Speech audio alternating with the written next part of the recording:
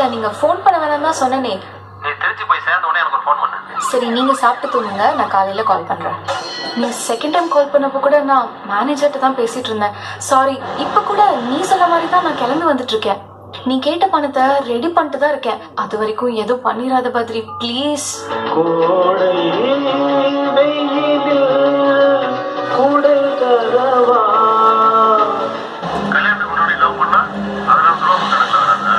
கல்யாணத்துக்கு முன்னாடியோ இல்ல டைவர்ஸ் ஆயிடுச்சுன்னா அதுக்கப்புறம் ஒருத்தனை லவ் பண்ணி கல்யாணம் பண்ணா அதெல்லாம் துரோகம் ஆகாது. சந்தோஷம் என் பாடு பாடு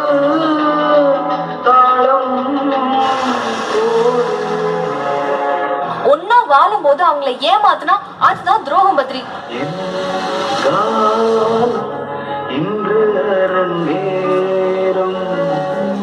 கிட்ட வந்துட்டேன். இப்ப என்ன செய்யணும்னு சொல்லு.